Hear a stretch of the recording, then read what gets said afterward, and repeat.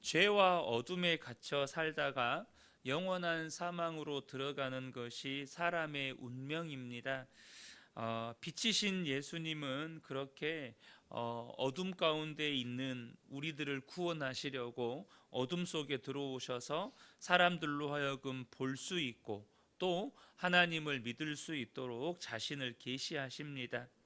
비록 사람들이 지금은 다 볼 수 없고 이해할 수도 없지만 보고 이해할 때가 곧 임하게 될 것입니다. 그것은 예수님께서 십자가에서 죽으시고 부활 승천하신 후에 성령께서 이 땅 가운데 각 사람의 심령 가운데 주를 따르고 믿는 그 성도들의 심령 가운데 임함으로 말미암아 이루어질 일이지요. 또한 지금은 우리가 이 땅에서 예수님을 믿고 예수님을 바라보는 것은 사도 바울이 거울을 보는 것처럼 희미하다고 말씀하였습니다. 오늘날의 거울로 생각하시면 안 됩니다. 2000년 전의 거울은 청동 거울이었기 때문에 사람의 형태가 희미하게 보였습니다. 그런데 우리 주님이 다시 오시는 그날에는 우리 주님을 얼굴과 얼굴을 마주하면서 보게 될 거라는 것이죠. 본문에서 예수님은 자신의 떠나심을 말씀하시면서 십자가의 죽음과 승천을 통해서 아버지께로 돌아가실 것을 예언하십니다. 이 떠나심은 하나님의 구원 계획이 완성되는 순간입니다. 예수님은 자신을 죽음에 내어주심으로 인간의 죄를 대속하시고 또한 하나님과 단절된 관계를 회복하십니다. 그러나 문제는 뭐죠? 유대인들은 이 말씀을 이해하지를 못하고 그가 자살하려는가 라면서 예수님을 조롱했다는 것입니다.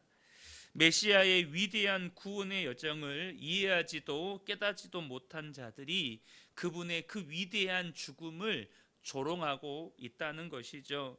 여전히 그들은 어둠 속에 갇혀 있는 것입니다. 그럼에도 불구하고 예수님은 하나님의 뜻을 쫓아 자신의 길을 묵묵히 걸어가십니다. 그 길이 비록 고난의 길이고 또한 사람들의 비웃음과 조롱을 받는 길임에도 불구하고 하나님의 뜻이기에 온전히 순종하셨다는 것입니다.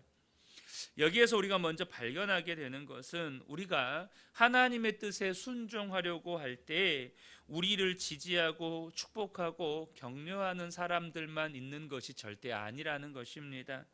본문은 바리새인들과 서기관들처럼 오히려 그 길을 이해하지 못해서 조롱하고 비웃고 핍박하는 사람들도 있다는 것입니다. 때로는 그런 사람이 가장 가까운 사람일 때도 있어요.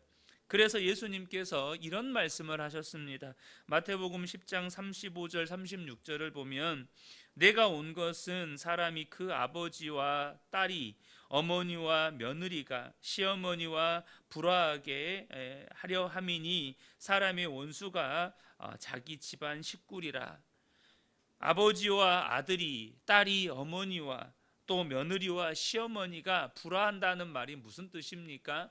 예수 믿으면 그 집안이 풍비박산 난다는 뜻입니까? 그것이 아니라 예수 믿는 아들이 하나님의 뜻을 따라 순종의 길을 가는 것을 아버지가 이해하지 못한다는 거예요.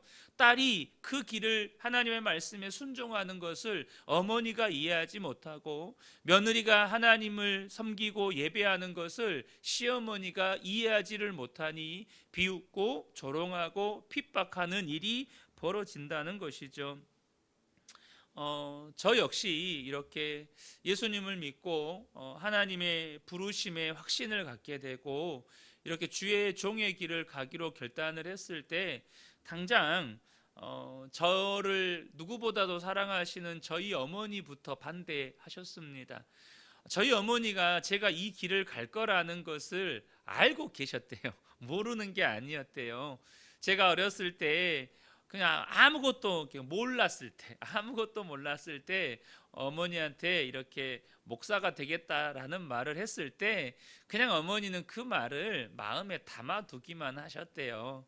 그러면서 마음속에 언젠가는 얘가 주의 종의 길을 갈 수도 있겠거니 라고 생각은 하고 계셨는데, 막상 제가 이제 대학교 4년을 마칠 무렵에 신학교를 가겠다 하니 어머니가 반대부터 하시는 거죠. 그냥 임용시험 보고 교직 생활하다가 좀 어느 정도 좀 안정된 후에 그 길을 가라, 이렇게 말씀을 하시더라고요. 그리고 예수님을 떠났던 저희 누나의 핍박은 이루 말할 수가 없었습니다. 여러분, 그럴 때 우리는 어떻게 해야 하는 것입니까? 가장 가까운 사람들이 이해하지 못하고 반대하고 심지어 비난하고 조롱할 수도 있고 또 박해할 수도 있는데, 그러면 그 길을, 주님이 부르신 그 길을 포기해야 하는 것입니까? 오늘 본문에서 주님은 그럼에도 불구하고 하나님의 뜻에 순종하고 계시다는 것이죠. 마찬가지로 우리도 나의 뜻보다 하나님의 뜻을 신뢰하고 비록 주님의 말씀에 순종의 길을 갈 때에 비방과 조롱이 따를지라도 주님처럼 순종의 길을 묵묵히 걸어갈 수 있어야 한다는 것입니다. 마태복음 16장 24절에 보면, 이에 예수께서 제자들에게 이르시되 누구든지 나를 따라오려거든 자기를 부인하고 자기의 십자가를 지고 나를 따를 것이니라. 이것이 예수 믿는 성도의 삶이고 제자의 삶입니다. 자기를 부인하고 자기의 십자가를 지고 주님을 따르는 것.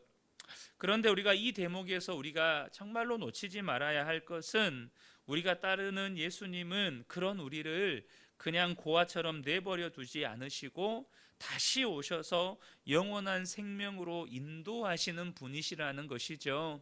주님은 분명히 약속의 말씀대로 이제는 성령으로 오셔서 제자들과 함께 하셨고 영원히 그들을 생명의 길로 인도하셨습니다. 그러므로 저와 여러분이 하나님의 말씀에 순종의 길을 걸어갈 때 겪는 조롱이나 비방, 그리고 고난을 두려워하거나 혹은 그로 인해 중단하지 마시라는 것입니다. 그저 오늘 나를 부르신 곳에서 하나님의 뜻이 무엇인지를 분별하고 순종의 삶을 사는 저와 여러분 되시기를 축복합니다. 본문 24절에서 예수님께서 무서운 말씀을 하십니다. 24절을 보겠습니다. 그러므로 내가 너희에게 말하기를 너희가 너희 죄 가운데에서 죽으리라 하였노라. 너희가 만일 내가 그인 줄 믿지 아니하면 너희 죄 가운데서 죽으리라. 이러한 무서운 말씀을 합니다. 먼저 여기서 내가 그인 줄이라는 이 선언은 헬라어로 보면 출애굽기 3장 14절에서 하나님께서 모세에게 자신을 나타내시면서 하셨던 말씀과 똑같은 말씀입니다. 무슨 말이냐면, 내가 그인 줄이라는 말은 나는 나다라는 뜻이에요. 직역하면 그렇습니다. 나는 나다 혹은 나는 있다라는 뜻이에요. 그러니까 출애굽기 3장 14절에 하나님이 모세에게 이르시되 나는 스스로 있는 자이니라. 또 이르시되 너는 이스라엘 자손에게 이같이 이르기를 스스로 있는 자가 나를 너희에게 보내셨다 하라. 두 번에 걸쳐서 나는 스스로 있는 자다. 이 말이 무슨 뜻입니까? 나는 여기에 있는 자다. 나는 여기에 있다. 나는 나다라는 뜻이에요. 예수님은 자신이 단순한 선지자나 인간이 아니라 하나님과 본질적으로 하나이신 구원자이심을 밝히신 것입니다. 그런데 문제는 뭐죠? 이 계시를 깨닫지 못하는 자들이 있었고, 주님께서 하시는 말씀은 믿지 못하는 자들은 죽음의 길을 가게 된다는 거예요. 너희 죄 가운데에서 죽게 될 거라는 것입니다. 지금 예수님과 대화를 하고 있는 사람들이 어떤 사람들입니까? 소위 성경과 하나님에 대해서 누구보다 해박한 지식을 가지고 있고 누구보다 더 열심으로 그 말씀을 지키고 하나님을 섬긴다고 하는 자들입니다. 그런데도 그들은 눈앞에 계신 메시아를 알아보지도 못하고 그분이 하시는 말씀이 무슨 의미인지 깨닫지도 못하고 주님이 걸어가시는 그 위대한 구원의 여정, 하나님의 뜻에 순종하는 그 길을 조롱하고 있다는 것입니다. 27절에도 보면 그들은 아버지를 가리켜 말씀하신 줄을 깨닫지 못하더라. 이것이 우리에게 가르쳐주는 의미가 무엇입니까? 지식이나 종교적 열심으로는 결코 하나님께 이를 수 없다는 뜻입니다. 여러분, 사람은 믿어야 구원받습니다. 믿음으로 구원받아요. 오직 예수님을 나는 스스로 있는 자, 나는 여기에 있는 자, 나는 예수님을 지금 나와 함께 계시는 나의 하나님으로 믿는 그 믿음만이 구원의 길을 열고 하나님의 말씀을 깨닫는 눈을 열어준다는 거예요. 그러므로 여러분, 저와 여러분이 반드시 하나님께 구해야 할 것이 있습니다. 그게 무엇입니까? 주님, 내게 믿음을 더하여 주옵소서. 이 은혜를 저와 여러분이 구하셔야 한다는 거예요. 여러분, 믿음은요, 사람의 수고나 노력의 산물이 아닙니다. 여러분, 기술은요, 연마하면 늘어요. 아주 쉽게 우리 이제 어머니 되신 분들 주부 생활할 때 처음부터 칼질 잘합니까? 처음부터 음식 잘합니까? 근데 하다 보면 늘어요. 간도 잘 맞추고 음식도 맛있게 하고 칼질도 수준급으로 하게 된단 말이죠. 여러분, 지식도 마찬가지입니다. 여러분, 공부하면 지식이 늡니다. 지식이 늘어요. 그런데요, 여러분, 이런 기술이나 지식은 사람이 수고하고 노력하면, 소위 어느 한 분야에 10년간 종사하면 그 분야의 전문가 된다는 말이 있잖아요. 여러분, 그래, 이 세상의 지식이나 기술은 내가 수고하고 노력하면 얼마든지 그 수준이 높아질 수가 있습니다. 그런데 믿음은요, 갈고 닦는다고 해서 생기는 게 아닙니다. 믿음은 선물입니다. 믿음은 선물이에요. 하나님께서 우리에게 은혜로 주시는 선물입니다. 그래서 저와 여러분이 하나님께 믿음을 더하여 달라고, 우리에게 하나님의 말씀을 읽을 때, 하나님의 말씀을 묵상할 때 정말로 그 말씀이 그대로 믿어지고 그 말씀이 사라지는 그런 믿음을 달라고 우리가 구하셔야 한다는 것입니다. 그러므로 이 새벽에 예배하는 우리 성도님들이 이 새벽에 우리가 함께 기도할 때요, 하나님, 내게 믿음을 더하여 주옵소서.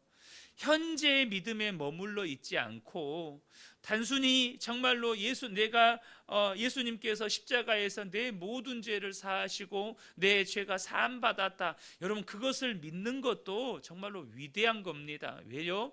사람의 노력이 아니거든요. 하나님의 선물이거든요. 여러분, 그런 경우 있잖아요. 우리가 전도를 하면 하나님이 세상을 창조하셨습니다. 그런데 인간이 하나님께 범죄해서 죄인이 되었습니다. 그런데 예수님만이 우리의 모든 죄를 십자가에서 사하시고 그 예수님을 믿는 자는 구원 얻습니다 라고 이렇게 복음을 전할 때요, 그렇게 말씀하시는 분들이 있어요. 야, 나는 그게 어떻게 믿냐? 그게 어떻게 믿어지냐? 나는 죽었다 깨어나도 그거 안 믿어진다. 여러분, 이게 무슨 말이죠? 안 믿어지는 사람이 있다는 거예요. 안 믿어지는, 아무리 말씀을 전해도 안 믿어지는 사람이 있다는 거예요. 그런데 여러분, 어떻습니까? 우리가 그 사람들보다 무식해서 지금 신화를 믿는 겁니까? 우리가 그 사람들보다 정말로 지적 수준이 떨어져서 무슨 단군 신화처럼 신화를 진짜처럼 믿고 사는 겁니까? 그게 아니잖아요. 우리는 믿어지는 거예요. 이것이 은혜라는 것입니다. 이 새벽에 저와 여러분이 하나님 앞에, 하나님, 제게 은혜를 더하여 주십시오. 하나님의 말씀이 더욱더 온전히 믿어지게 하시고 그 말씀이 사라지는 믿음을 내게 허락해 주십시오. 그래서 이 말씀 안에 하나님께서 담아두신 축복을 제가 온전히 누리게 하여 주십시오. 이것이 저와 여러분의 기도 제목이 되고 삶의 실제로 경험되어지시기를 예수님의 이름으로 축복합니다.